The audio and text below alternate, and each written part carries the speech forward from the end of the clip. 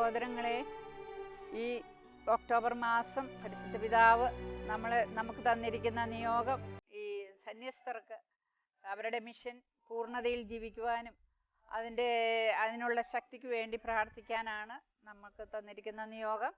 അതനുസരിച്ച് നമ്മൾ പാർശ്വവൽക്കരിക്കപ്പെട്ട ജനങ്ങളിലേക്കും പാവങ്ങളിലേക്കും ശബ്ദമില്ലാത്തവരിലേക്കും ഒക്കെ ഇറങ്ങണം എന്നുള്ള ആ സന്ദേശം നമുക്കിന്ന് ജീവിക്കുവാൻ അത്ര എളുപ്പമല്ല.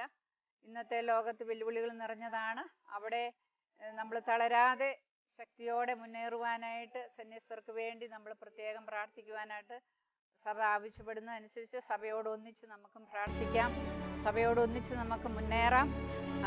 അവിടെ കർത്താവിൻ്റെ വചനം നമുക്ക് ഓർക്കാം. കർത്താവിൻ്റെ ആത്മാവ് എൻ്റെ മേലുണ്ട്, ദരിദ്രരോട് സുവിശേഷം പ്രസംഗിക്കുവാനും അടിച്ചമർത്തപ്പെട്ടവർക്ക് സ്വാതന്ത്ര്യം നൽകുവാനും ഒക്കെ കർത്താവ് നമ്മോട് കൂടെ ഉണ്ട് എന്നുള്ള ആ വലിയ വിശ്വാസവും പ്രത്യാശയോടും കൂടി നമുക്ക് തളരാതെ മുന്നോട്ട് പോകാം. ദരിദ്രർക്ക് വേണ്ടി നമ്മൾ ജോലി ചെയ്യുമ്പോൾ പരിശുദ്ധാത്മാവിൻ്റെ നിറവിലുള്ള സന്തോഷവും ആനന്ദവും നമ്മളെ നയിക്കും. ആ ആനന്ദം നമുക്ക് ഒരിക്കലും നഷ്ടപ്പെടാതെ മുന്നോട്ട് പോകാം. അതുപോലെ തന്നെ ഇന്നത്തെ സഭയോടൊന്നിച്ച് മുന്നോട്ട് പോകാനായിട്ട് നമുക്ക് പരിശ്രമിക്കാം. അതിനാൽ നമ്മൾ ഒട്ടും പിന്നോട്ട് പോകാതെ സന്യസ്തര് ശക്തിയോടെ മുന്നേറുവാനായിട്ട് പരിശുദ്ധ പിതാവിനോടൊപ്പം നമുക്ക് പ്രാർത്ഥിക്കാം.